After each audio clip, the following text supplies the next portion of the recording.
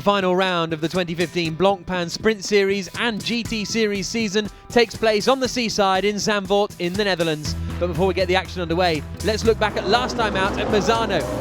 The qualifying race was a night race and it was spectacular. Sergio Jimenez getting a great drive away off the line. But up at the front, it was the Nissan chasing down the Ferrari for the lead of the race. But the most important battle came further back. Laurens Vanthoor trying to pass Jules Simkowiak and he was sent into the wall. The Audi driver out of the race. Fortunately, he got out of the car, but he took a fracture to the hip and to the leg, and as a result, he'll miss this weekend's racing in Zandvoort. The Rinaldi Ferrari went on to win the qualifying race and started the main race from pole position. Patrick Kujala initially took the lead for Lamborghini, but Marco Seefried fought back, retaking the lead at the outside, and he moved back into a lead that would become unassailable. The next car to pass the Lamborghini was the Bentley. Maximilian Buch and Vincent Abril hoping to take control of the championship after the retirement of the Vanthoor Audi. The Nissan was making places in the hands of Sean Walkinshaw as Buch got out to hand over to his teammate Vincent Abril, just getting behind the line before the Bentley pulled away. Then the pressure was on from Mirko Bortolotti. A slow pit stop from the Huracan team meant that he was further back. But then the fight was on as Craig Dolby first of all attacked the outside of the Brazilian BMW, but he couldn't quite make it through. Valdeno Brito just about managing to hold on to fourth position. It was a fantastic scrap between the pair of them as Craig Dolby tried to do it again a lap later. This time the Always Evolving Motorsport seemed to have got the move done, but he took too much speed into turn 13 and ended up running wide again. As the rain started to come down, the Brazilian BMW held on to that fourth place. But despite the slippery conditions, the Rinaldi Ferrari held on to take a superb victory. They took pole position and won the qualifying race and the main race at Misano, bringing them into the title fight.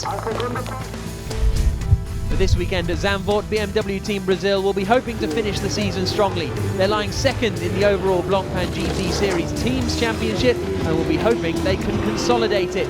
Caca Bueno and Sergio Jimenez have been unfortunate this season in the Zero car, and Jimenez hopes they end the season well.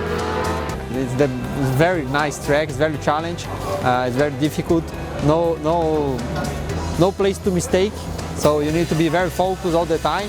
The asphalt is very old, so this is making it more difficult because the car is very difficult to set up. But I think it's a challenge for all the drivers in the race. Thanks to Vanthoor's injury and Enzo Eid having to miss this race, there's been a change around at WRT. In the number 2 car is going to be Frederick Vervisch and Nicky Tim. Nicky Tim making his Blancpain Sprint Series debut. Vervisch raced in Baku last year. But in the number 1 car, Robin Freins, the championship leader, is being joined by Christopher Mies, and at his home circuit, Freins is confident of the championship. Zandvoort is, I think, a bit more an Audi track than a Bentley track, but we will see. The Bentley was quick in Misano as well, and we didn't expect that, so we will see after qualify where we are. We're still leading the championship by 8 points, so we have the biggest chance to win it. Yeah, it's good fun to drive here the last round of the Blancpain and hopefully get that title. There's been a bit of a change around at the GT Russian team as well. 2 new drivers for this weekend. In the 71 car, Marco Asma, the Estonian, is partnered by Russian Roman Mavlanov, who's making his Blancpain Sprint Series debut, while in the number 70 car, Alexei Karachev, who is now the Pro-Am champion, is being joined by Indy Donchi. The local man lives just half an hour from Zandvoort, and he has raced with the GT Russian team before in the Blancpain Endurance Series. Despite it being his debut, he's very ambitious. For me, the aim is top 8 qualifying, at least the Super Pole. That will be good for us. So yeah, let's aim for that, and in the race we will see where we end up. I think a lot can happen. There's 2 Dutchmen at the wheel of the 83 Bentley as well. Jules Simkowiak and Max van Sprunteren teaming up once again in the Silver Cup. That car is a different car to the one that was written off by Simkowiak in the accident with Vanthoor in Misano. But in the 84 Bentley, that's where the championship could be decided. Max Buch and Vincent Abril just 8 points back from championship leaders Vanthoor and Freins, coming into the final race of the season. I'm really happy to be in this position at the end of the year, when I thought what my expectations have been at the beginning of the season, where I just wanted to maybe have a podium finish with the new car to get used to everything, and being in the position to fight for the championship is just great. And I just give everything I have, like every race, and then we will see how how we end up. In 2013, when I won it with Alan Day, last year finishing P4, could have been podium with Maxi Götz, and I like it. It's kind of old school. I think it's a track also for the Bentley. In the fast corners, we are really stable, having good aerodynamics. Struggling a bit in the tight part of the circuit, but it should be fine. The Lamborghini Gallardo is here once again. Hans Reiter's team bringing the 88 car for Albert von Turnen Taxis and another Dutchman, Nicky Katsberg. Katsberg has really stamped his authority as one of the top GT drivers around this season. The high point this year was winning the qualifying race in Moscow. A superb drive from the pair of them, and fingers crossed they'll have another weekend to remember here in the dunes. I think we should be able to do pretty well. We did a little preparation here 2 weeks ago.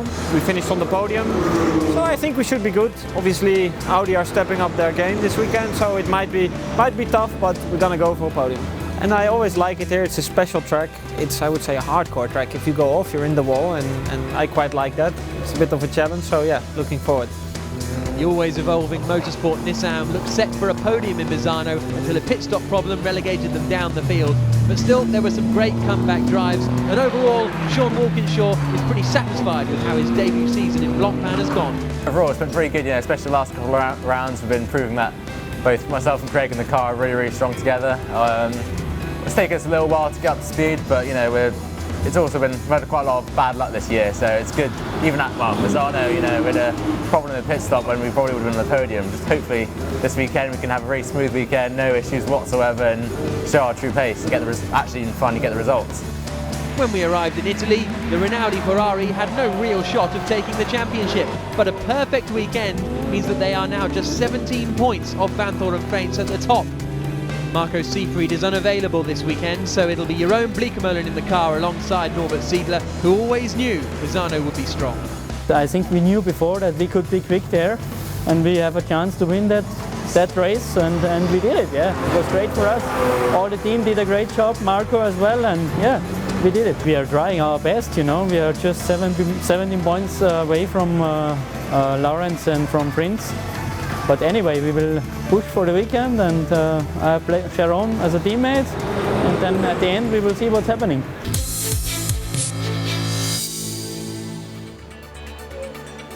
It's the final qualifying race of the season here in Zandvoort. It's the weekend where the titles will be decided, and hopefully it'll be a very entertaining weekend of racing. My name's Jack Nichols. Alongside me in the commentary box on a beautiful October day is John Watson.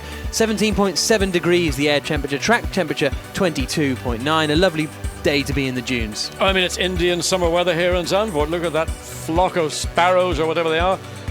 Magnificent circuit, magnificent day, and let's hope we have a magnificent sprint race. Absolutely, and the sprint points title cannot be decided today, but the GT Series overall points can be. You can see there Robin Freyns and Laurens Vanthoor are currently 27 points clear of Maximilian Buch. So if Freyns finishes in front of Buch today, then he wraps up the overall Blancpain GT Series title, which is a combination of the endurance events and the sprint events. So whilst that'll be very keen for Robin Freyns to wrap up, the big focus is on the main Blancpain Sprint Series title, which he leads at the moment by only 7 points from the Bentley that's starting on pole position.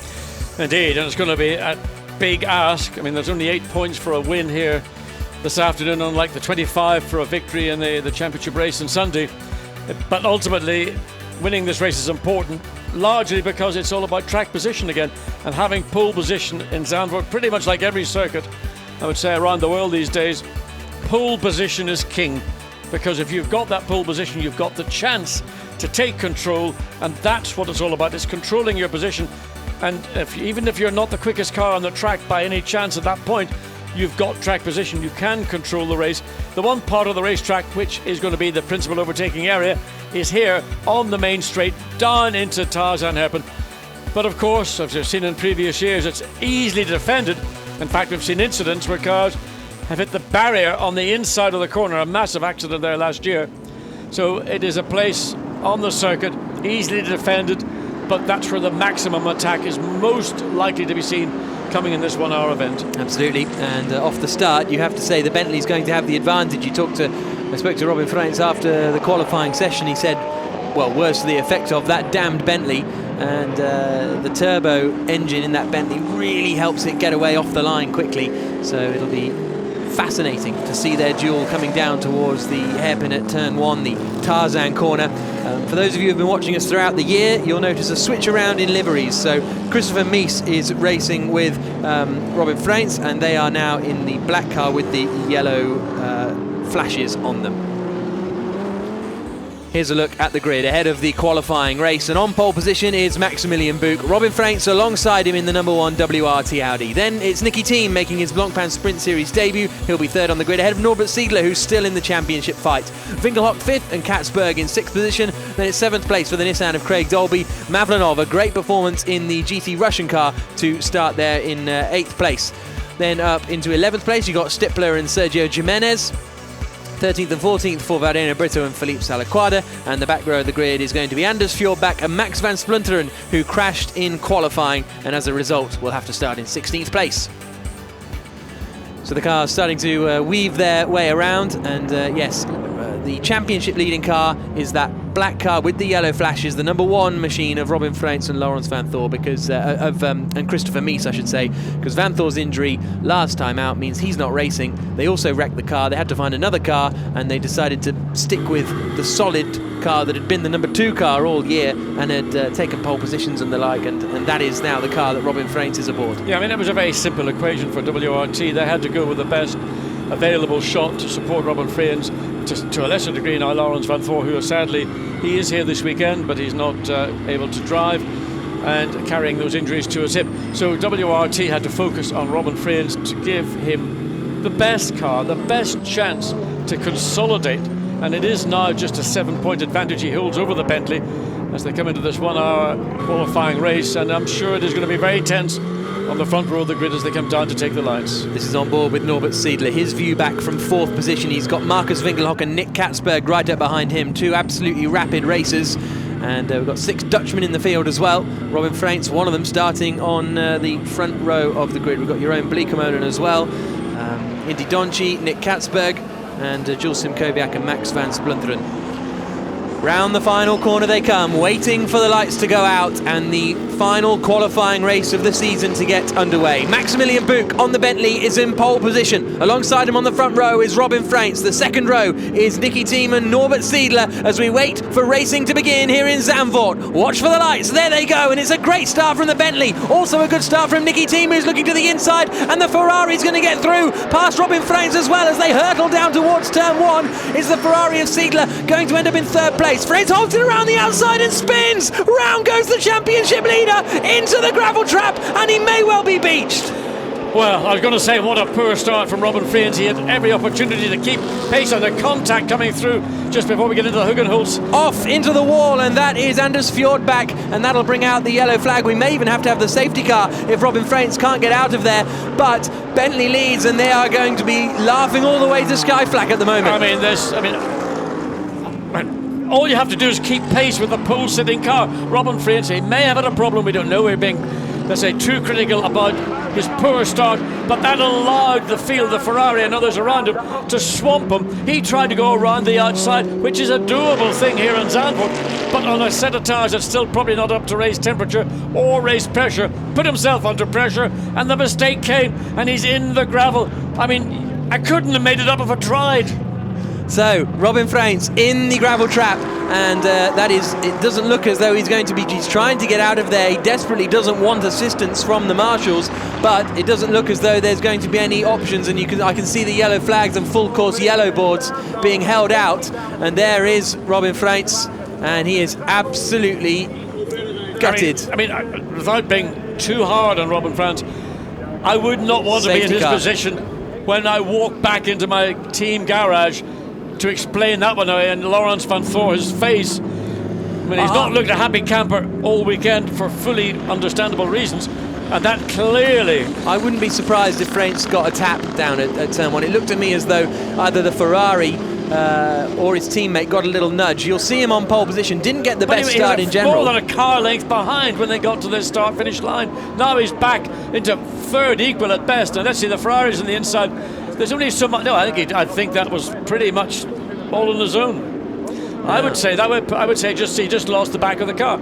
tyre temperature, tyre pressure, wrong part of the track, dirtier part of the racetrack, the higher up you are, all the negatives that were going to be available. Well, he pulled the lever on the old machine and it came up lemon, lemon, lemon. So Robin Franks will be dragged out of the gravel trap. The safety car is out, and this means they'll have to start the race tomorrow from the very back of the grid, which is even worse news, really, than, okay, they'll lose 8 points, and if it stays like this, they'll lose the championship lead, but then they've got to start at the back of the field tomorrow. But their joker in the pack is in second place, Nicky Team, who drove, in my opinion, one of the drives of the 24 Hours of Spa this year. He is in second place. He's obviously, it's irrelevant where far behind the Bentley he is. Robin Friens gets the car out, spins it up. I mean, there's gravel everywhere. You can see it coming from the back of the car as he pulls away. Now, lost a lap. All he can do is join up to the tail of the field. And what recompense can he do from there? Nothing.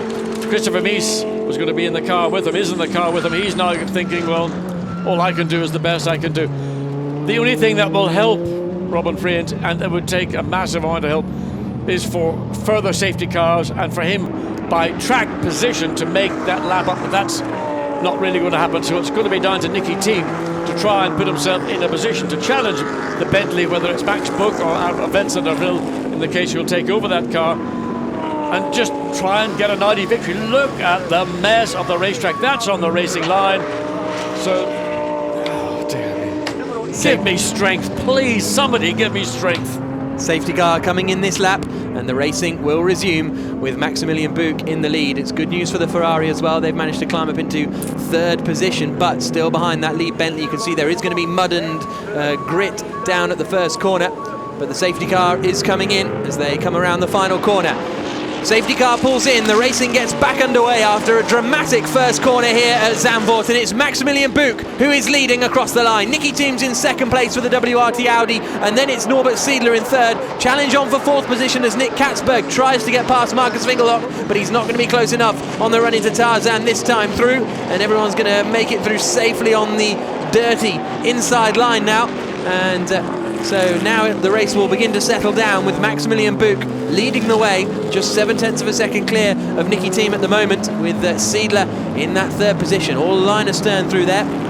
And Frank Stippler's lost quite a few places at the start. He started 11th and he's now down to 13th position, so he's lost a couple of spots. But did you see how close the Ferrari was there? Norbert Siedler, he's going to try and get past Nicky Team at the same time. Well, I mean, the Ferrari is the sort of the car at the moment. From the results we saw in Misano just a week ago, that car was absolutely flying.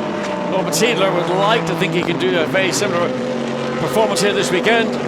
It'll be a more difficult task because for the Ferrari, strengths showed in Misano was on that long straight.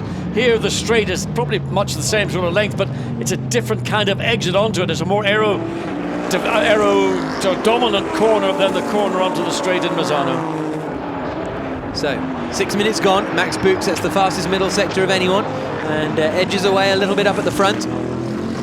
This will be very interesting to see what Siedler can do. Then he's in that lime green 333 Ferrari. That's his teammate Jeroen Bleekemolen on the left hand side. Thumbs up from him because he's pretty happy, I think, with the position that Ferrari has ended itself up in as they come through the final corner at Arie Luyendyk and across the line. The gap was just 3.5 of a second between Tim and Siedler last time through. Now as they come across the line, it's gone up by a 10th, but still Siedler is there, the back end getting away a little bit under braking, someone going defensive, that's the Brazilian BMW, and nevertheless here's the look up the inside, a very late move from Mavlinov, and he gets past, and Brito tries to fight back, isn't able to, so that is now 8th position. That's a strong pass, well executed. Those Brazilian BMWs, not easy to pass, they don't have the straight line speed, but that was just by getting into position, being late in the brakes, and just holding his ground, so good pass. Yep, that is Roman Mavlinov, who's at the wheel, a silver ranked driver, an impressive racer. He's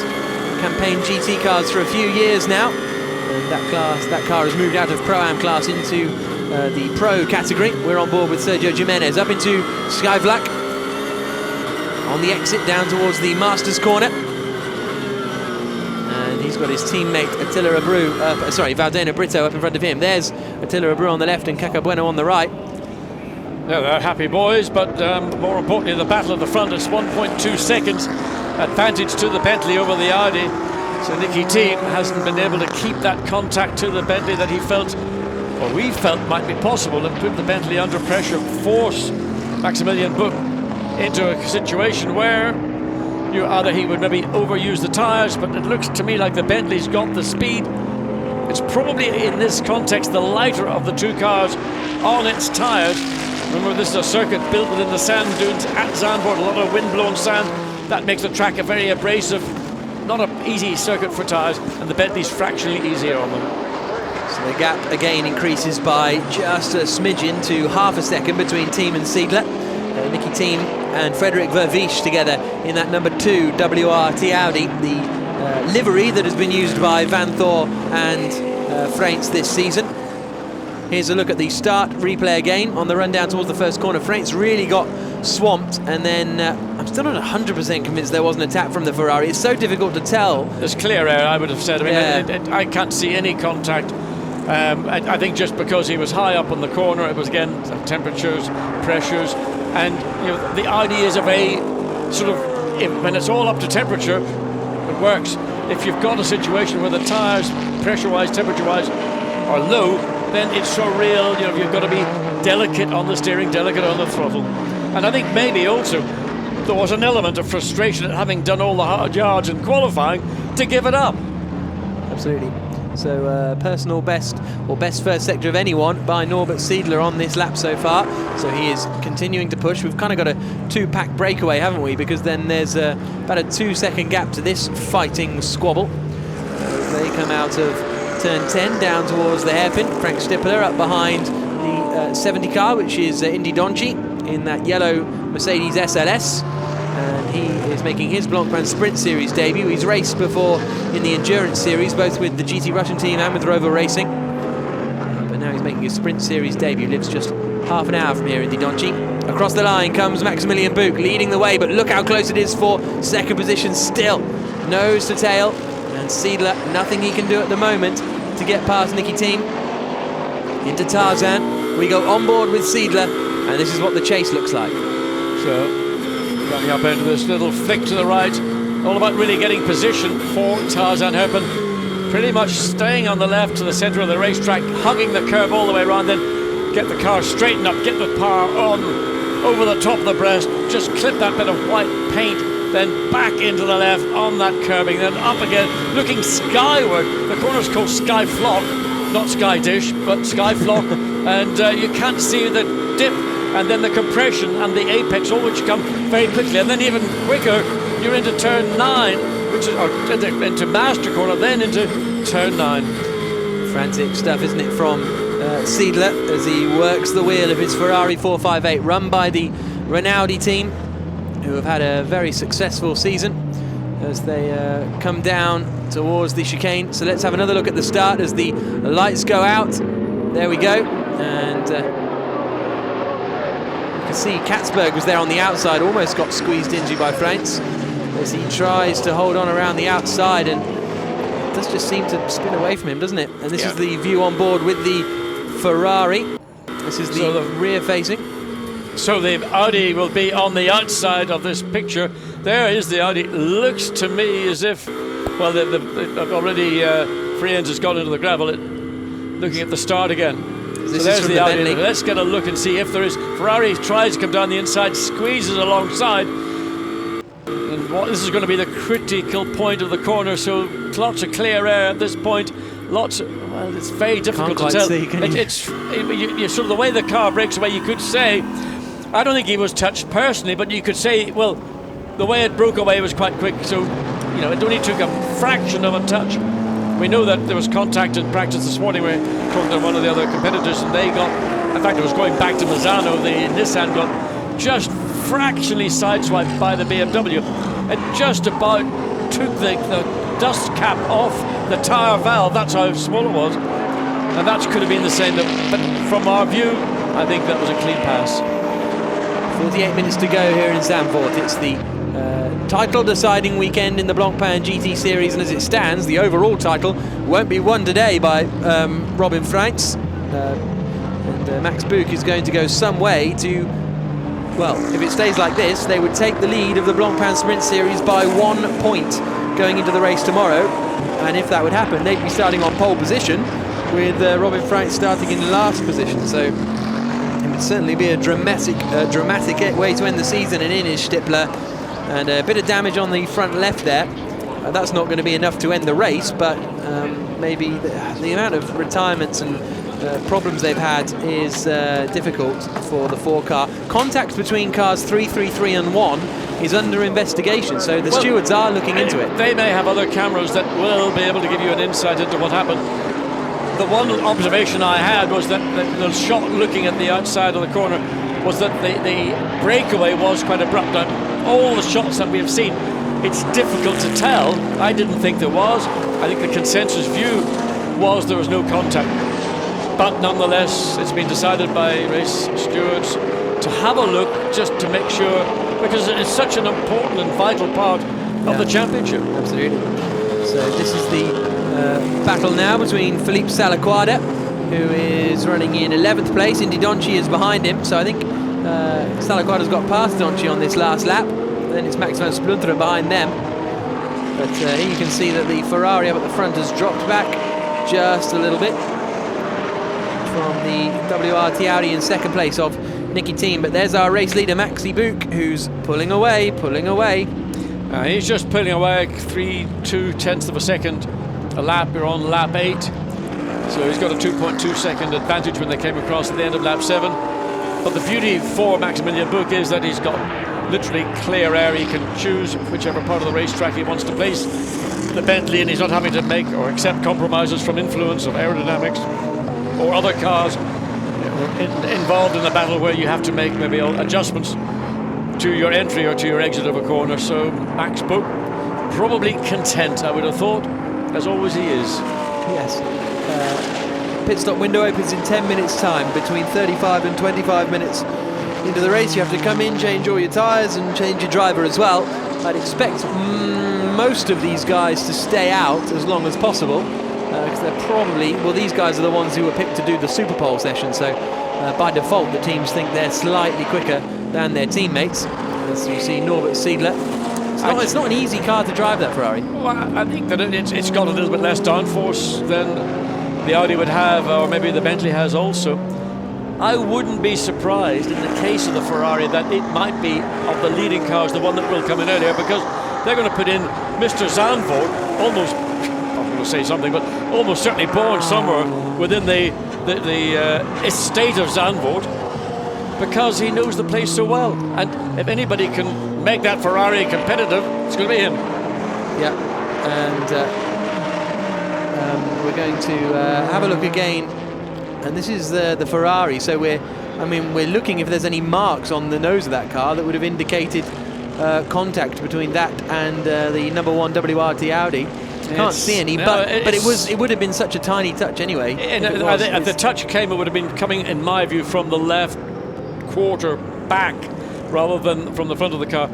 So everybody's just checking everything out to see if there's any cause that could see a penalty being applied to the Ferrari, but from what I've seen, I think it was a mistake on the part of the Audi driver, and I'm sure he will have to put his hand up and say similarly when he gets out of the car. Yeah, well, that'll be interesting, won't it, to hear what Robin Franks has to say.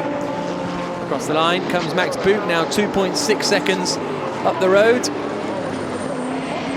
from Nicky Team, who's out to 1.3 seconds clear of Siedler, and then Nick Katzberg is still pressuring Marcus Winkelhock. That's the battle you're seeing here. Marcus Winkelhock in 4th position in the Phoenix Audi, up against the Reiter Engineering Lamborghini of Nick Katzberg in the 88 Gallardo there.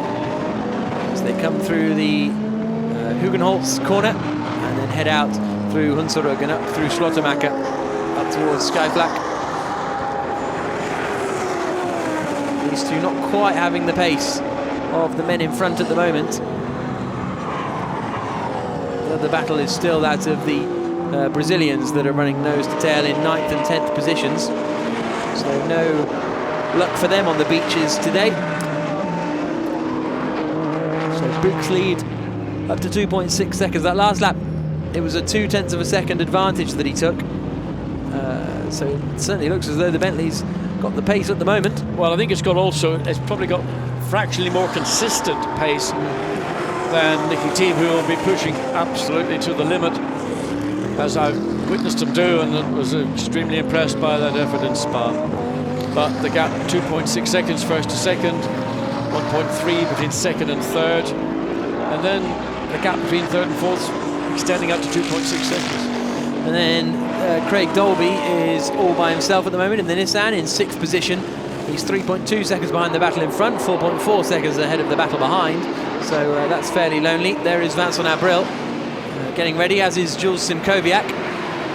Simkowiak looked very quick in qualifying, but his teammate Max van Splunteren crashed the car in qualifying, so as a result Simkowiak's pace didn't really get to be shown, but keep an eye out for him when he gets in the car. In fairness, Simkowiak did a strong job this morning. I mean, I think coming on the back of a controversial incident in Misano and being under the cosh a little bit for his role in that, then to come back strongly as he did, and doing it in the car which is not the regular car, because his regular car is on its way all the way back up to Cumbria to be repaired, whereas the sister car here, Max Book, at his best, leading a race. There's some drivers really actually shine more brightly when they're in the lead than they might sometimes do when they're actually in the heat of a battle, and I think Max Book is certainly shining brightly right now in the Bentley. The gap 2.7 seconds, and it's probably going to be over 3 by the time they come across the line at the end of one more lap, lap 11, and nothing that Nicky Team is being able to do, and the only thing he has got is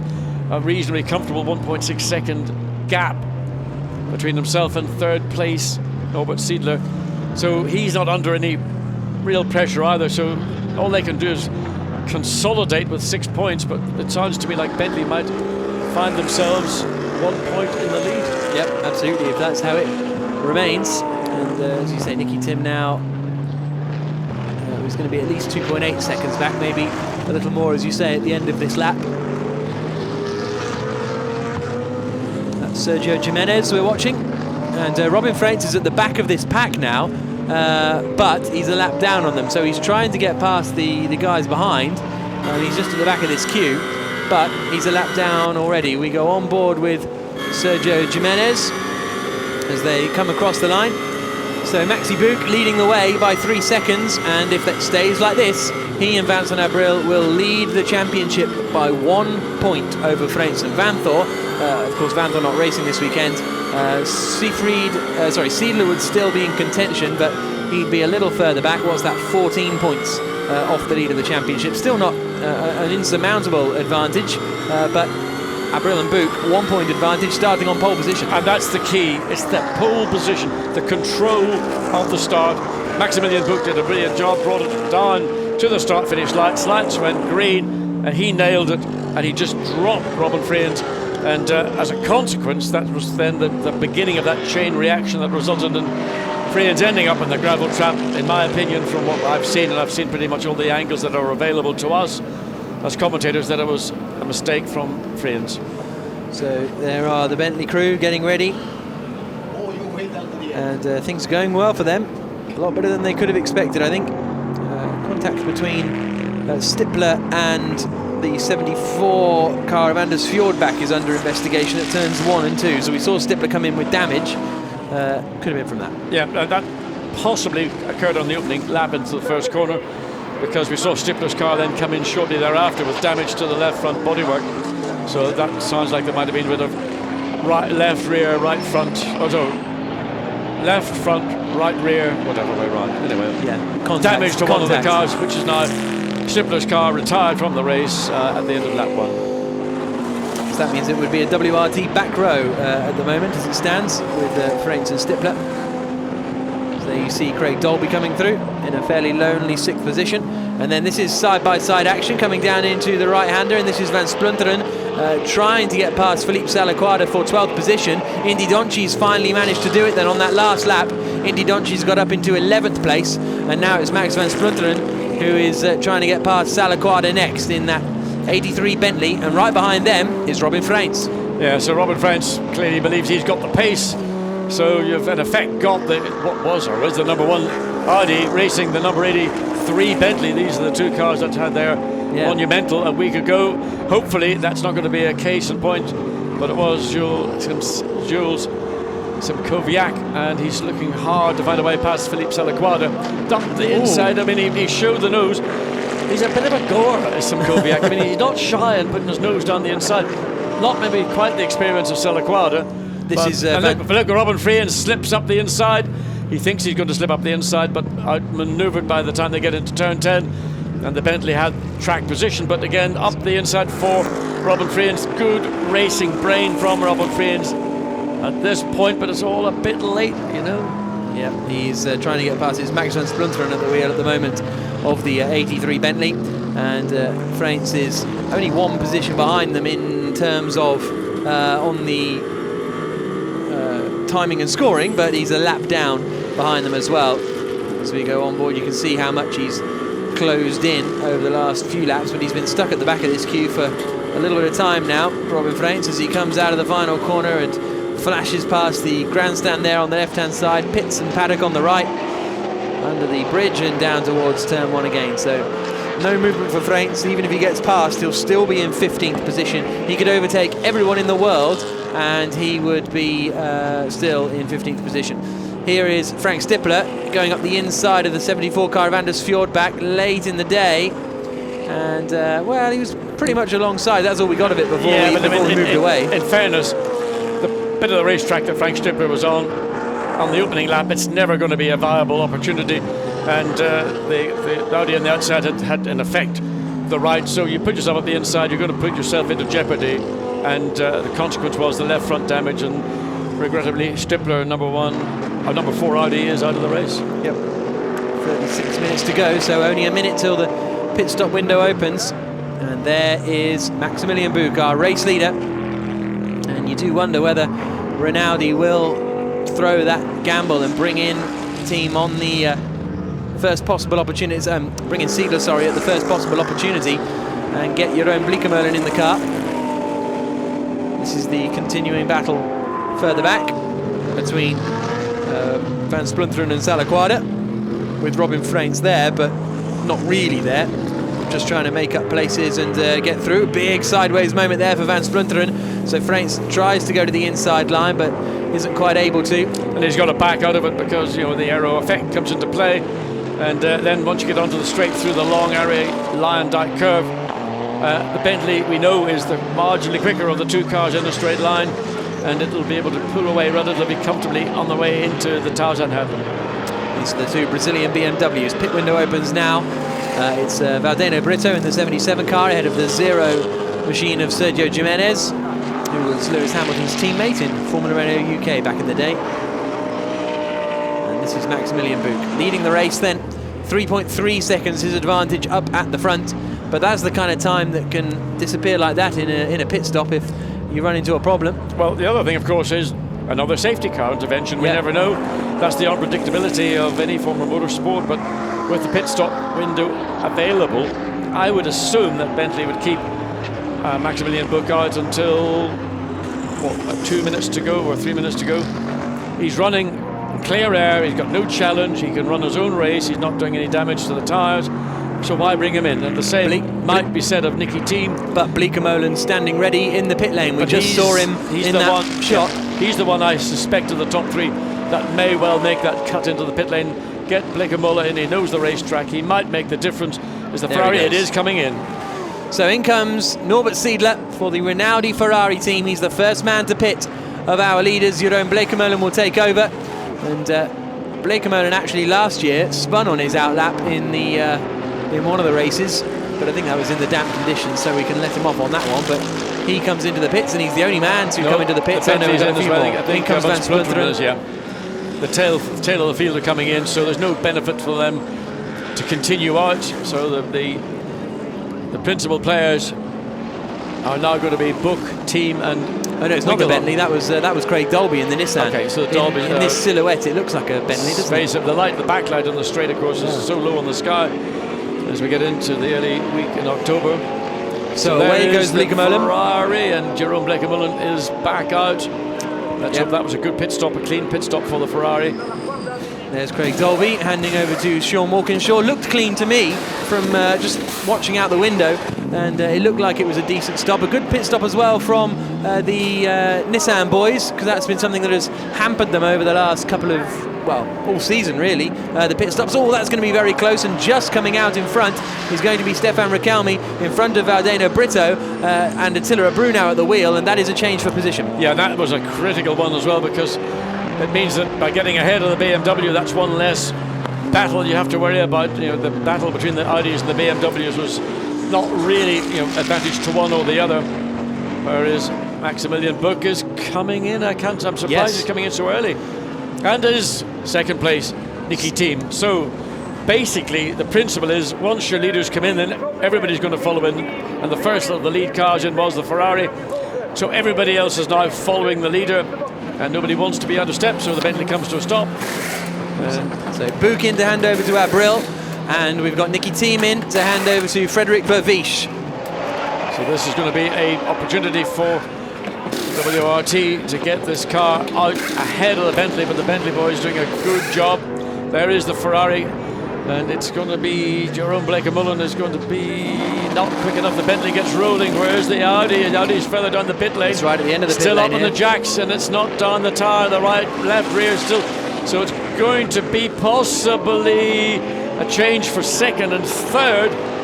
There is the Ferrari coming down the straight. Looks like the Audi's just about safe. But there is some damage now on the Audi, on the number 2 Audi, and I'm not sure where it came from, whether it's from the pit stop or not, how long it's been there either, but the left side of the Audi has got some flappage going on up by sort of the rear window. So positions remain the same. There is Maximilian Buch, who's handed over to Abril, who continues to lead the way. Then it's Frederic Vervisch in second place, and Jeroen Bleekemolen in third position. Here's a look at the replay, and there is the damage, and we're not sure where it came from.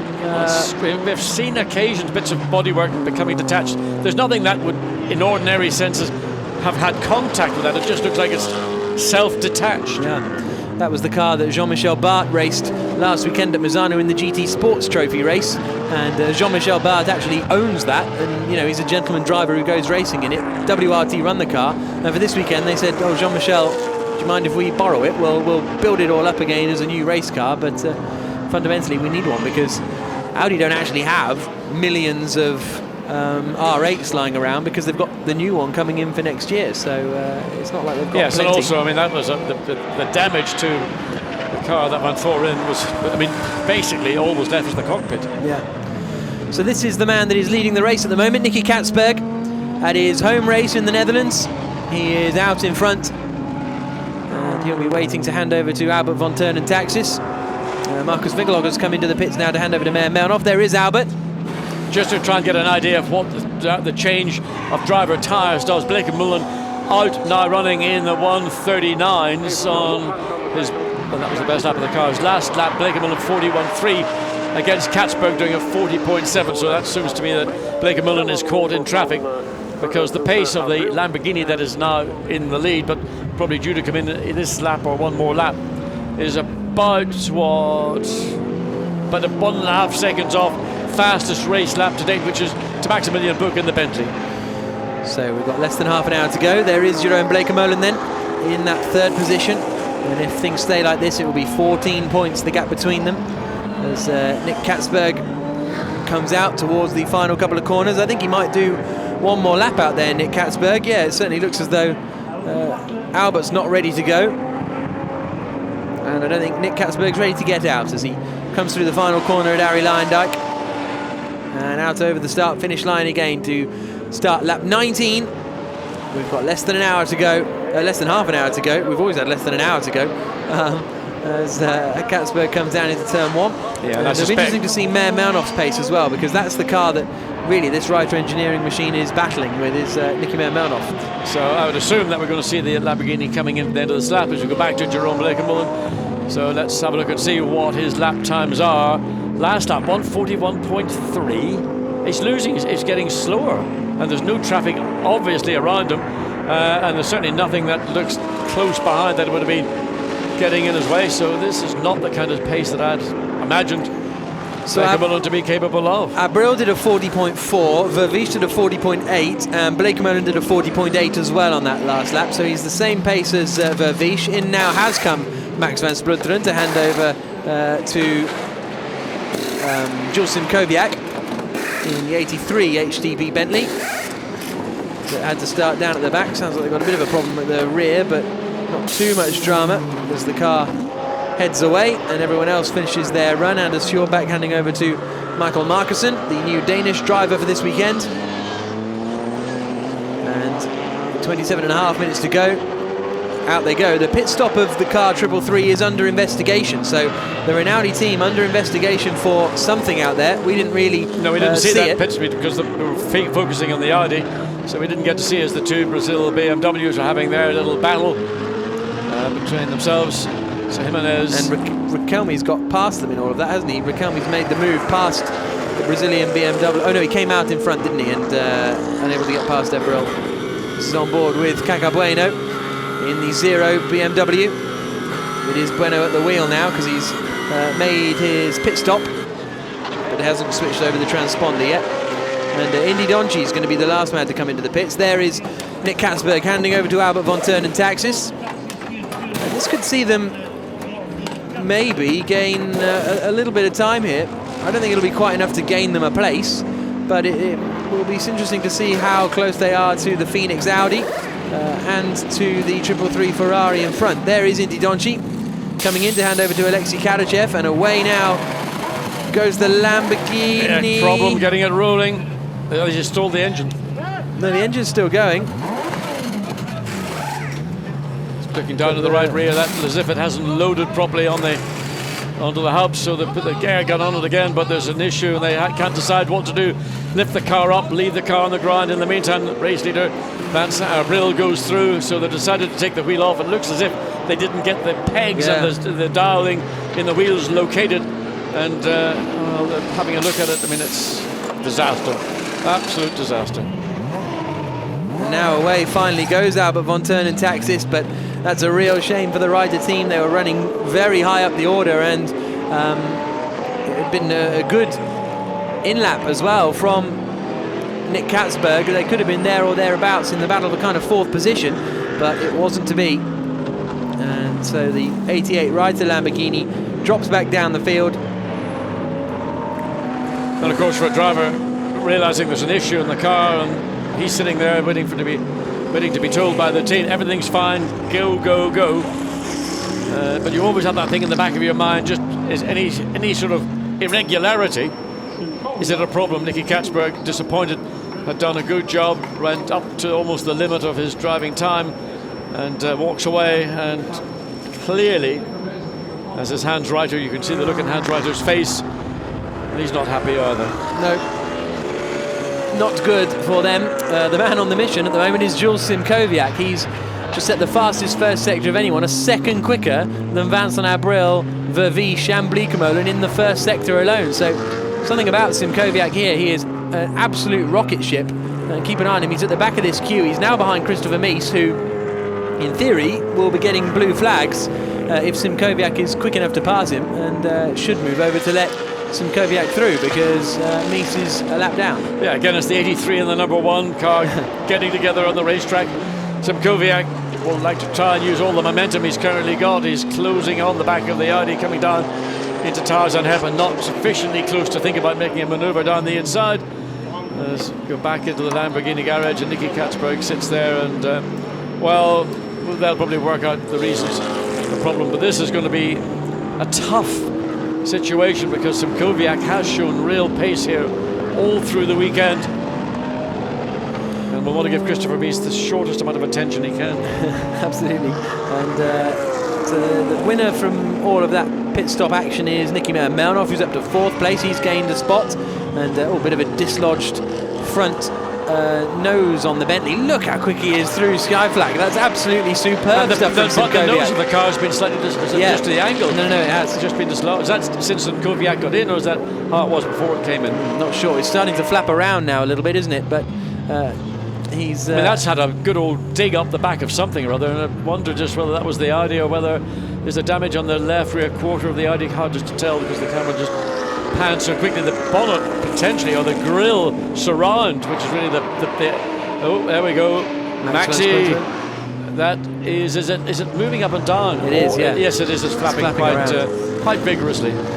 So as they flapping vigorously, like all the birds that are here at the beach at this time of year.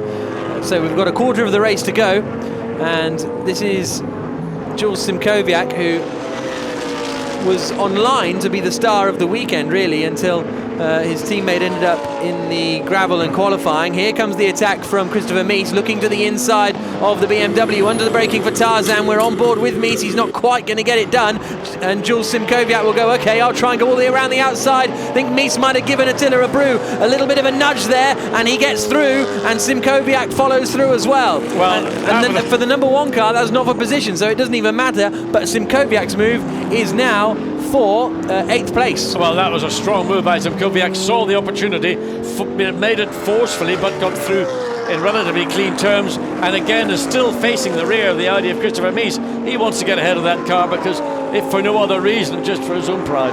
Yeah. But the grille, the surround on the grille of the Bentley is, well, it hasn't got any better, put it that way. No. And these two will be rapidly closing in, I imagine, on Cacabueno, who's in 7th position. And if they could take those positions and then start 7th on the grid for the qualifying race tomorrow, I think they'd be very happy, Jules Simkowiak and Max van Splunteren, who are in a Silver Cup battle with Anders Fjordbach, and at the moment are leading Silver Cup class. So it looks as though they could be set to take the title tomorrow. As you can see, it's really flapping away now. That front part of Simkowiak's car. There's the other Bentley. No damage to report. No, running again. Vincent Abril behind the wheel, got a 5.4 second advantage over Frederik Vervisch, second place Audi, and then Jerome Bleekemolen a further 3 seconds behind. So our anticipated pace from Bleekemolen in the Ferrari, in really absolutely beautiful conditions here in Zandvoort this afternoon, hasn't been realised. I'm surprised. Yeah, it's we're expecting a little quicker from Bleekemolen, but maybe it doesn't suit the Ferrari. The Ferrari only qualified in 4th place on the grid, of course, and so you'd expect it maybe. And that last lap, he's only 1/10 of a second slower than Vincent Abril, and only 0.03 of a second slower than Frederik Vervisch there in 2nd place. And there is Jerome Bleekemolen. It's his first time in a GT3 Ferrari 458, but he's raced the GTE versions and other versions of the car over in the States, so it's the same fundamentals. And there's Nicky Meyer-Melnoff running in 4th place. He's got nobody chasing him, and he's got too much of a distance to 3rd place, 12 seconds behind the 3rd place, but 9 seconds ahead of Sean Walkinshaw in the Nissan, which has done us. That pit stop clearly was a positive pit stop for the 173 Nissan, so they're up to 5th. They've kept their position, which is all they wanted to do, really. They're only 2.2 seconds, though, ahead of Stefan Rakelmi, and Rakelmi's closing in about 0.4 of a second per lap. So there's the Nissan, then you've got Rakelmi, then you've got the BMW, then you've got the charging Mies and Simkowiak. So it may be that Walkinshaw finds himself under pressure for that 5th place before the end of the race. Pit stop for car 1 is under investigation as well. Christopher Mies and Robin Frank says if they need any more troubles out there. Well, that would be the metaphor, the icing on the cake, if that was to be an issue. So how much more can go wrong for you? Well, yeah, what I was going to say, what a switch around from Misano, where before the qualifying race 1 week ago today, I was trying to figure out whether they could wrap up the title in the qualifying race, and they couldn't quite do it. They'd have to wait for the Sunday. Now, 7 days later, they're about to lose the lead of the championship and then start the final championship deciding race from 15th on the grid. And all of that came about because of an engine change. Yeah. And the engine change was done because they felt that was the right thing to do. They weren't happy with the performance of the original engine, so they put in a fresh engine. And the consequences of that action led to what we had seen in Misano and what we're now seeing played out here. It's like sliding doors, isn't it? Didn't like that movie much myself, but anyway. Do you prefer this? This is better than sliding doors. This is reality. That was just fantasy stuff. Well, it may well be fantasy stuff for Vincent Abril at the moment, because he and Max Bucher looking set to take the lead of the championship if things stay like this. There he is across the line again, and does a 1 minute 40.5, quickest man on the circuit. that's not 100% true. Actually, it's Jules Simkowiak who's the quickest man on the circuit in the other Bentley. He's absolutely flying around here. This is such an impressive drive from Jules Simkowiak. Vervish in second place, Blancpain third, fourth. Here is Nicky Meyer-Melnhof.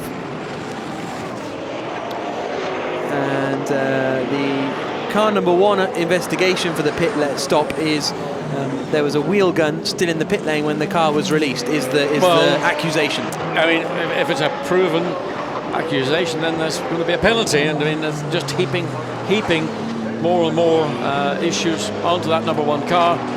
Currently it's down, well, it's running still effectively in last place. You could give it a 16-lap penalty and it wouldn't make any difference. Yeah, I mean, you can only start at the back of the grid, whatever happens, and that's going to be, I think, the destiny, sadly, of the number one car. The car that is now, well, not yet over, not a done and dusted deal here, but looks as if it will start second in the championship as opposed to leading it, as you just mentioned a minute ago, almost saying you're going to get it all over and done with in Misano. So how fortunes changed. Back to Vincent Abril, 6.1 second advantage now over Vervish every lap, pulling away. That last lap he pulled away 0.6 of a second.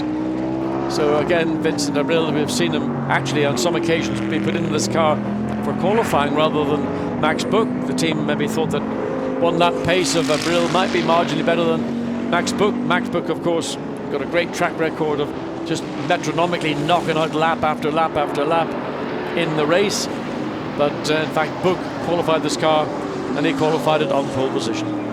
Simkowiak is actually past Christopher Mies. I don't know if we saw that out there, but he's not. Oh, and off Simkowiak's just gone off at the chicane, and I think he's managed to recover. Just saw it at the top of the frame there, and Jules Simkowiak, just as I'm bigging him up, has had a little off-track excursion. Did that surround off the nose of the Bentley? Did that get in his vision, or yeah, did that maybe obscure or something? I don't know. We'll try and catch up with what happened there. I'd like to see that one again.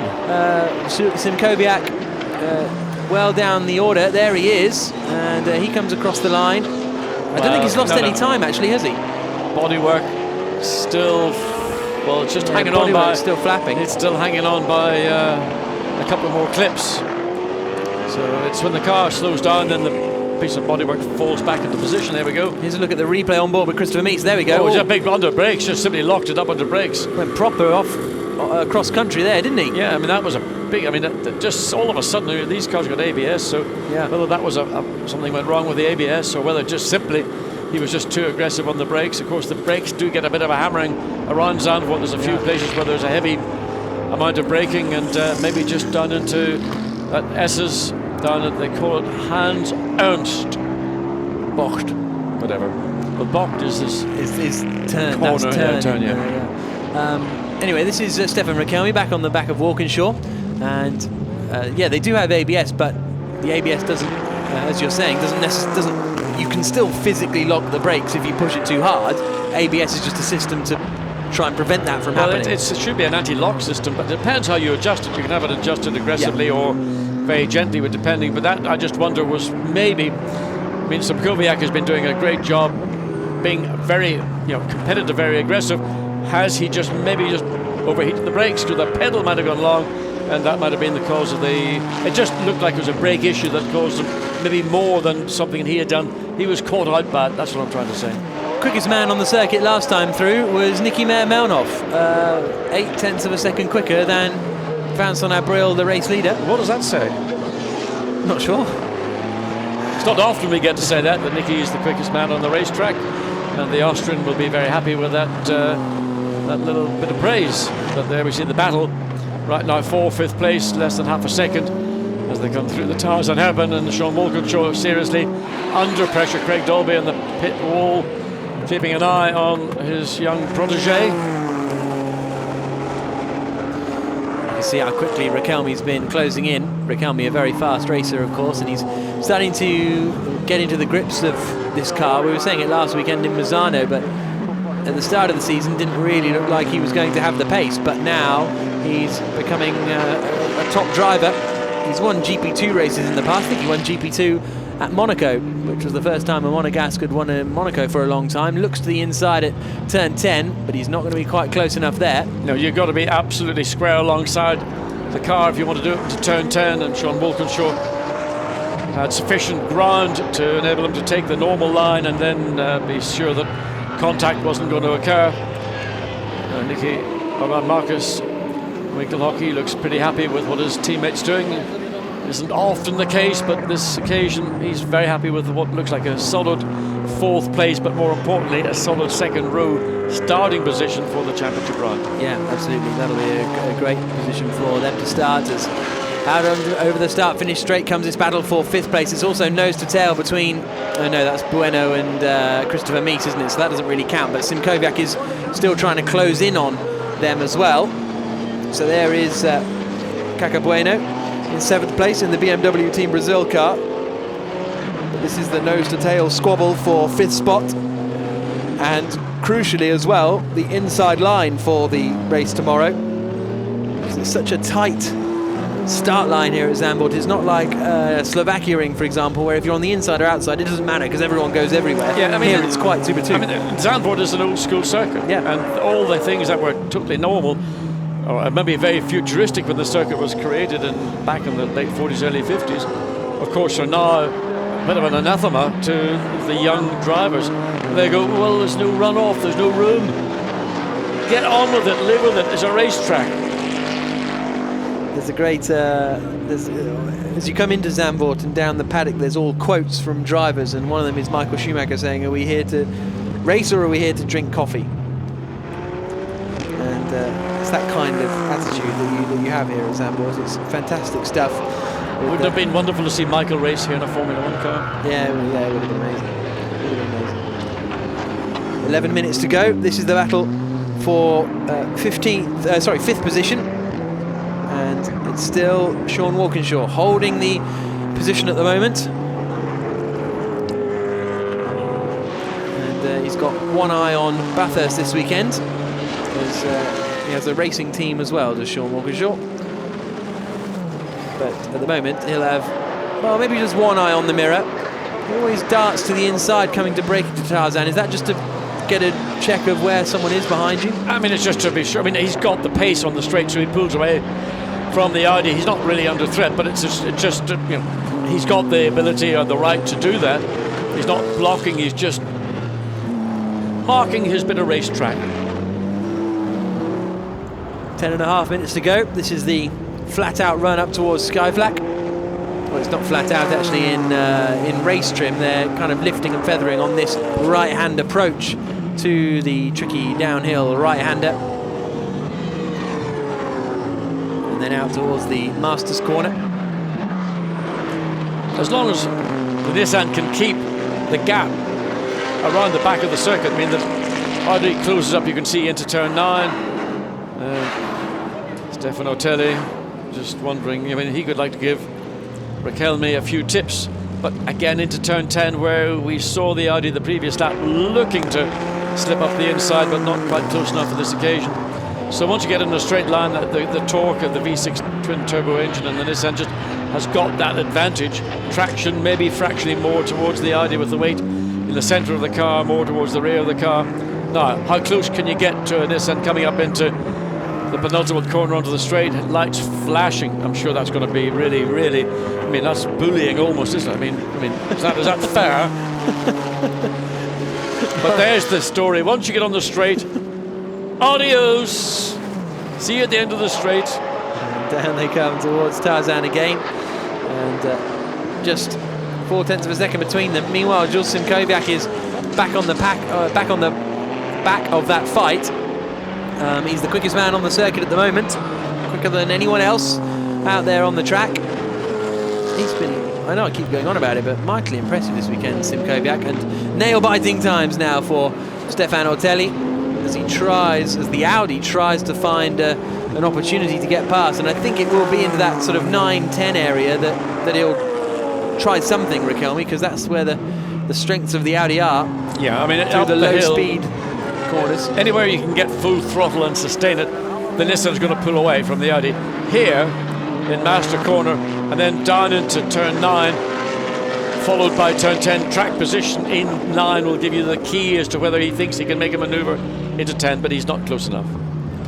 It looks to the inside, not close enough, but big news for the championship. A drive-through penalty for car 333, the Rinaldi Racing Ferrari, for pit lane infringement, and that infringement was not controlling the wheel. So they've obviously let a wheel bounce out there. Meanwhile, oh, in too deep goes Walkinshaw. Through goes Riquelme. Riquelme up into that position, and now Bueno's going to try and get through as well. And Walkinshaw might end up getting a little bit mugged here. The Brazilian BMW's on the outside coming towards the penultimate corner. Not close enough. This is all going to play into the hands of Jules Simkowiak. There you can see confirmation at the top. Drive-through penalty for 333, but now Walkinshaw's under pressure. Yeah, he made it coming out of turn 10. He was being threatened by the Audi. He went to the right of the track, dirty part of the track, down into the Hans Ernst chicane, and wow, it just saved. And Simkowiak goes to the inside to get past Mies. They're going to hit each other, and Mies almost ends up in the gravel again, and Kaka Bueno dives back through to get past Simkowiak, but Simkowiak's still there on the outside coming up to Gerlach box, and he goes through. So Simkowiak makes up the place. The front bumper's almost totally gone. Well, that's the charade round the bonnet. Nevertheless, 7th place now for the Bentley. Wow. I mean, that was tough. I mean, he came down the inside, forced the issue with the number 1 Audi. The Brazilian BMW slipped up along and tried to get through. And in the meantime, there's a drive-through penalty. Yeah, I mean, there you can see, if there's one clip holding that body part in place, suspect it's not going to stay on an awful lot longer once it gets onto the straight. Wind pressure probably will be enough to break that away, which in a sense will be a blessing. The trouble is, where does it go when it gets released? Yeah, well, what a great bit of action that was. It all started with Walkinshaw under pressure from Riquelme, and then just making a little bit of a mistake into the chicane. Well, he didn't make the mistake was going so far right, going down into the chicane. He got onto the part of the racetrack that was the dirty part of the racetrack. I mean, he got on the brakes. There was no bike, no grip, and there was a gift. In comes Jeroen Bleekemolen then to serve his drive-through penalty. I think he's going to come out right in this fantastic scrap we've just seen, because he was about 20 seconds or so in front of them, and so it's going to be very interesting to see what happens there as Bleekemolen comes through. So keep an eye out for this squabbling pack. He's at the end of the pit lane now. Here they come over the start-finish straight, and Riquelme is going to get past Bleekemolen. No, so it's only a 1 position drop for Jeroen Bleekemolen and the Rinaldi Ferrari team. So that is going from 3rd to 4th is not the worst thing that could have happened. You're going to be on the same row of the grid. You just lose 1 championship point. In the grand scheme of things, that was not too bad. Probably not, but I mean, it was still a disappointment, and it just shows how easy it is, all the work that's done on the racetrack. And normally it's the other way around. There's the back of Simkowiak's Bentley, and there's bits of tape also now flapping around. We can't quite see whether the bonnet shroud has finally detached itself, but up the hill into Schijfloch and in great corner. You make your commitment, you try and make your apex.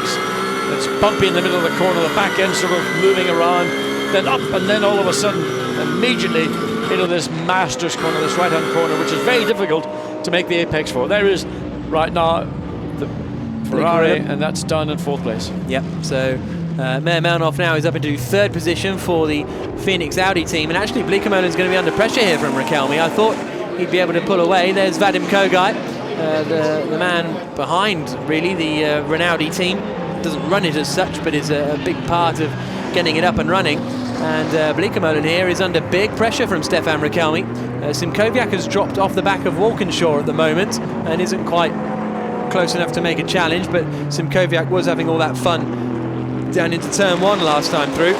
So out onto the start-finish straight. 4 minutes to go, and Stefan Riquelme is right up behind the Ferrari, but you know where the Ferrari's quick. In a straight line, it's very difficult to get past the Rinaldi car as they get on the brakes into Tarzan. 4 minutes to go. What he's just heading down to speak to, I'd imagine, Vincent Abril and Maximilian Buch, who, if they win the race, will take the lead of the championship. And there is the car that will lose the lead of the championship. Christopher Mies and Robin Frein. It's going to be fascinating to hear what they have to say after all of this, and whether Freins believed he got touched or not, because I guess that's part of the story, is whether Freins thought he got attacked. We couldn't tell from the outboard cameras. As they swing into turn number 9. This is the battle for 4th position. Good drive this from Riquelme. They started down in 9th position after they couldn't quite get it hooked up in qualifying. Now here's the battle between Walkinshaw and Simkowiak for 6th position. Simkowiak right there. It looks as though we have finally lost that, the part of the nose of the car. On the brakes into the chicane.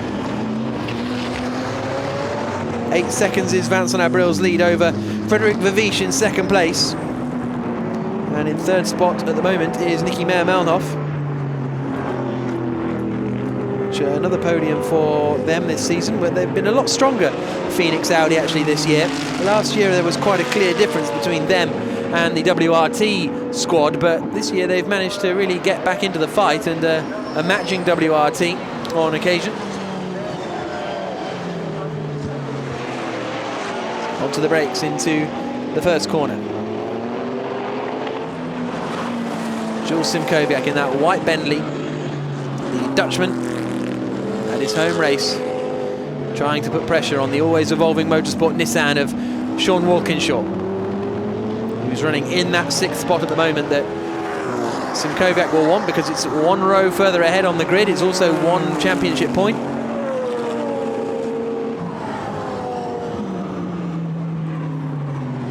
Onto the brakes into Skyflak. It's all calmed down a little bit over 4th place. Stefan Riquelme not close enough. Are these guys closing in?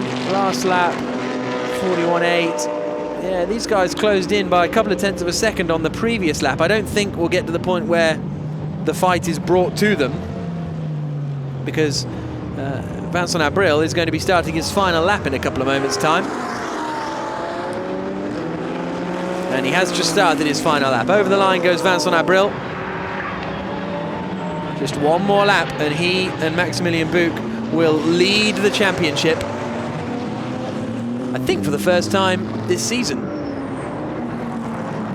Yeah, I don't think Buch and Abril have led the championship so far. I'll have to work that out in a moment, but through the final corner they come to start the final lap. There is Maximilian Buch and Vincent Abril's Bentley.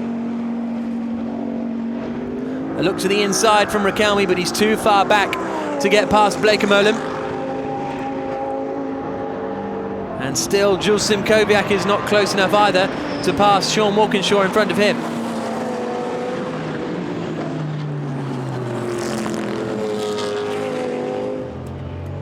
Here's Buch and Abril's Bentley. Superb, commanding drive this one, really, you have to say.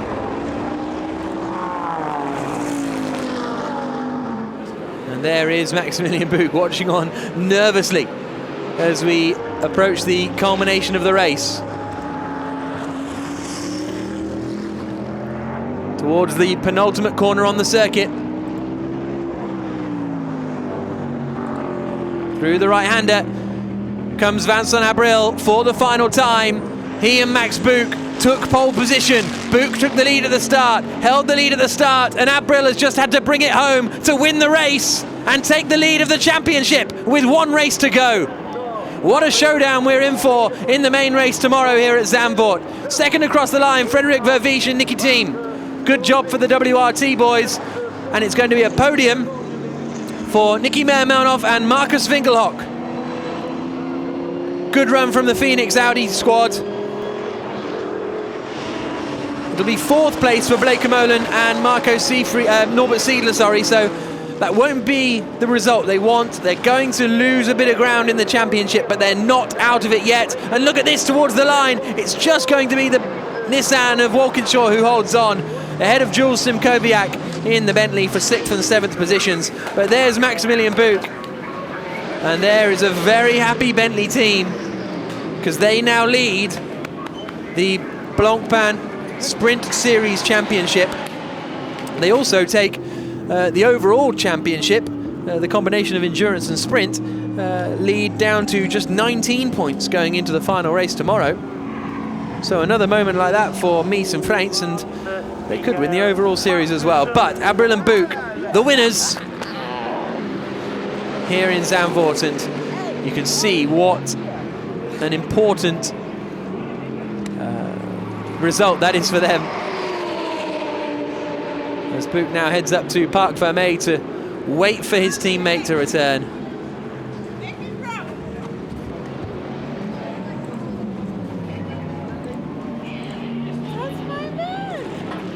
And another victory for Maximilian Pook. Well, could you make it on, eh? And let's have a look at the results then after 35 laps of racing, and it is the Bentley HTP Continental GT3 of Vincent Abril and Maximilian Pook that win, 5.7 seconds clear of Frederic Vervisch and Niki Thiem. Third place is the Phoenix Audi of Nicky Meermanhoff and Marcus Finkelhock. Fourth place for the Rinaldi Ferrari, so they drop back a little in the championship fight. Raquelme Nortelli, fifth. Sixth place for Walkinshaw and Dolby. This will also be the grid positions for the race tomorrow. Simkoviak was superb and finished in 7th place. Cacabueno and Sergio Jimenez in 8th. Attila Bruin Valdeno Brito in 9th spot. Marco Asma and Roman Mavlanov completing the top 10. Bononomi and Salaquadra in 11th. A slow pit stop for the Reiter team mean Albert von Turn and Taxis and Nick Katzberg finished down in 12th position. But they're 15th on the grid for the race tomorrow, for the final main race of the season. Christopher Mies and Robin Freitz, they have got a lot of work to do. There is the 83 Bentley coming into the pits, and just a couple of cars behind is the winning Bentley as they make their way down. And I mean, it was a fairly uneventful race really for the Bentley crew, wasn't it? And I'm sure that's absolutely what they would have wanted.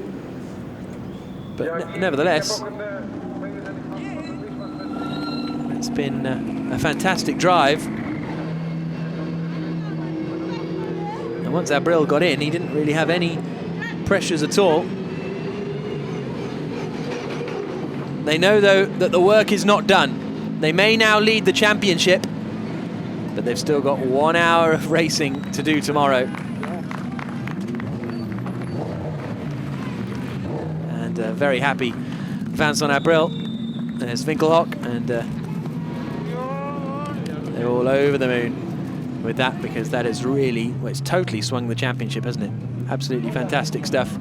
So Maximilian Pook and Vincent Abril win the final qualifying race of the season. Let's hear, first of all, by the looks of things, from Maximilian Pook.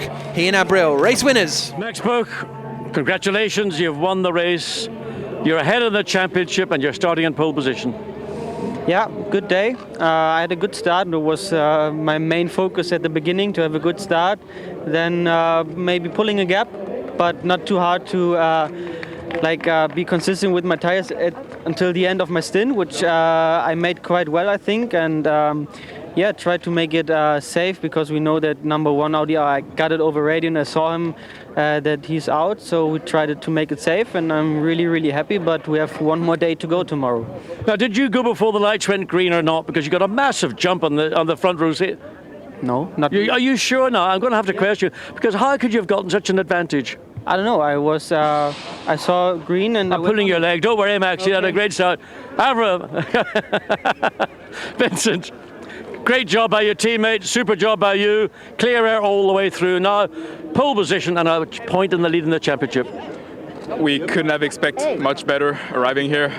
This guy did a fantastic job on the Saturday, so today on qualifying he did a mega lap, and for sure it makes my job much easier, but now tomorrow is when it counts, so we are in the perfect position, so we should keep it that way, I hope.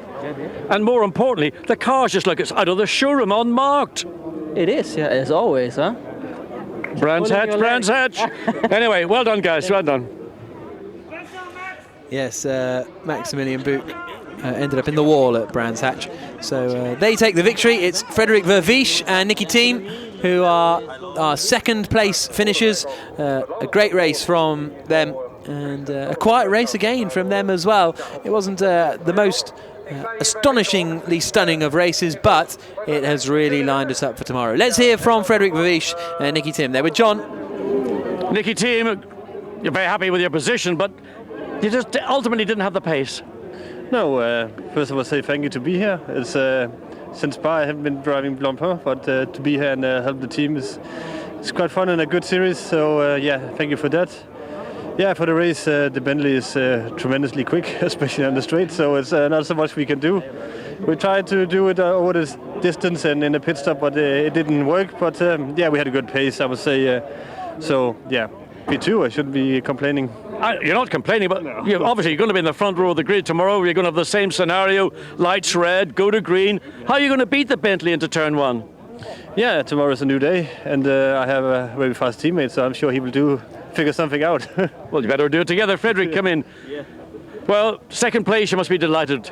But I can't remember I had a podium, so it's quite a long time. So very nice to drive at Nicky and then to have the chance with WRT. So yeah, very happy. So just asking Nicky about the start tomorrow. We saw how Robin Freehan's got caught out by the lights going green. How are you going to avoid that? Yeah, I don't know. Try to be, I don't know, have a better start. What can I say? I mean, it was a bit unlucky, and then try to be very early on throttle. So that's the only thing I can do. You can't do more. Many thanks. Okay. So Frederick Vervisch, very happy with that one. And I make this the first time this season that the Bentley boys of Abril and Buch have led the championship. And what a moment to take the lead. I mean, not quite the perfect moment. That would have been in the race tomorrow. But nevertheless, to go into the final race with a 1-point advantage, that is fantastic. So now let's hear from our third place finishers, Meermanhoff and Winkelhock. Nicky, Frederick Vervisch is saying he's delighted to be on the podium. You're on the podium, but did you expect it? No, not at all. I crossed the finish line. I had a lonely race, but I had a good pace, apparently. My team boss told me. And I crossed the finish line, and all of a sudden, P3, go to the podium, paddock, and I was really surprised. So you're surprised as you are, probably. Listen, I can't believe you're that surprised. You're a bit too savvy for that. No. I think I'm less surprised than you are. But it's all good. We are on the podium. That's all that counts. And he did a great first stint, so we're really happy. So for tomorrow on the podium again, like Portimao, 3 and 2, maybe 1 tomorrow, we push maximum. All right, Nicky. Marcus, at the start, we saw a great start by the Bentley, but poor Robin Freehan's got dropped. What did you see going into turn 1? We weren't sure if there was any contact between maybe the Ferrari and the number 1 Audi. I think I should watch it again on television. Maybe there it looks a bit different, but what I could see, there was a little touch between the Ferrari and the number 1 Audi. That was from my point of view. And then I just saw that the number 1 Audi just turned around backwards in the gravel bed. Okay, well, that news, we'll let you go to the podium and we'll have a look again. Thank you. Okay, so that's very interesting. Marcus Winkelhock saying that he did think there was contact between them, but if there was, it was the tiniest of touches, wasn't it? And it'll be interesting to see what comes of that, and no doubt we will speak to Robin Freins a little later on, not on air because he's probably disappeared somewhere, but we'll speak to him and let you know for the race tomorrow. Make sure you do join us for the race tomorrow. It gets underway at 1 o'clock, so we'll be on air at about 12:30 local time to get ready for the action. Now you can see the podium out the back, Alexei Kadachev and Indy Donchi winning in Pro-Am, Jules Simkowiak and Max van Splunteren winning in the Silver Cup class. But it's Vincent Abril and Maximilian Buch, the Frenchman and the German, who are the winners of the race overall, and they are there waiting to head out onto the podium and receive their trophies. There we go, podium ceremony of this final qualifying race at Circuit Zandvoort. So out onto the top step of the podium and to the top of the championship go Vincent Abril and Maximilian Buch.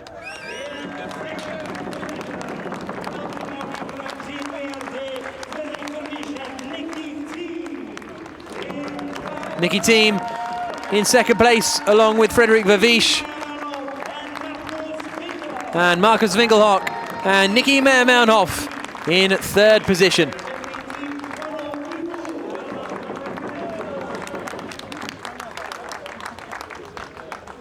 At the top then you see Renaud Dufour, the man in charge of the HTP team, out there on the podium as well. Another Bentley win, this time in Silver Cup. Jules Simkowiak and Max van Splunteren. And presumably Renault will just stay there. Oh no, we've got another HTP representative coming up as well. And there is Indy Donchip on the podium at his home race. And he's the only Dutchman we've got out there, isn't he? Apart from the 2 Dutchmen who won Silver Cup, of course. Alexei Karachev and Indy Dunci, the winners in the Pro-Am class for GT Russian Racing. But now it's the win for HTP.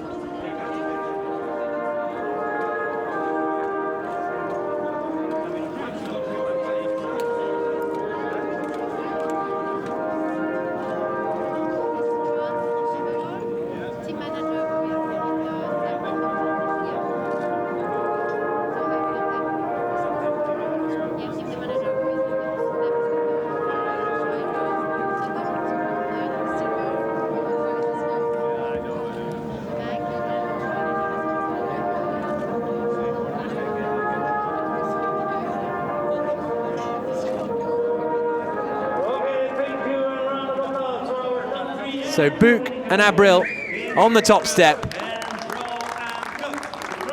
And there are the trophies handed out to the race winners of the qualifying race here in Zandvoort. Victory for Buch and Abril, the lead of the championship for Buch and Abril by 1 point, and pole position for tomorrow's main race for Buch and Abril. The team's trophy for HTP, Nicky Thiem and Frederik Vervisch finishing in 2nd place on their first race together in the Blancpain Sprint Series. And 3rd place, another podium for Nicky Meermanhoff and Marcus Winkelhock. And the trophies handed to Jules Simkowiak and Max van Splunteren.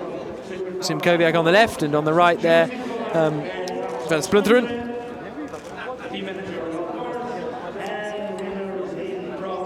And Nicky Meermanhoff doing his customary podium selfie.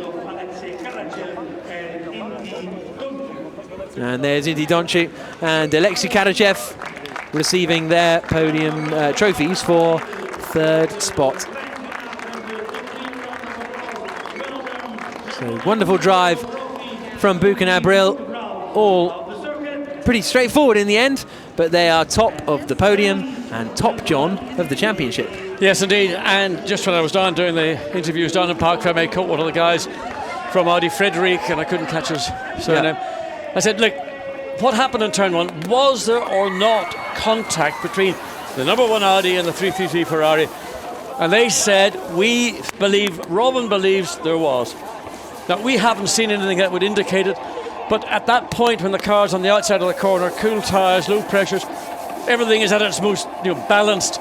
So it wouldn't take an awful lot of effort. I mean, it wouldn't be like a punch, it would be like a little gentle push. Just off balance. I just caught it off balance, and it could only just be the most critical corner of the car, the right rear, just a fraction, just lean on it. But, we have seen nothing on air that indicates there was, but Robin Vriens, I understand, is convinced it did occur. And Vinky thought he saw it as well, yes, from what he saw, but what's done is done. Now they've got to focus on the main race tomorrow, and from 15th on the grid, and your championship rival starting on pole, what can they do?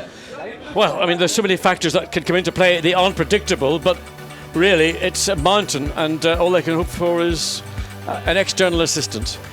This is how the points stand going into the final main race of the season. Vincent Abril and Max Buch now lead by 1 point over Robin Freitz and Laurens van Thor.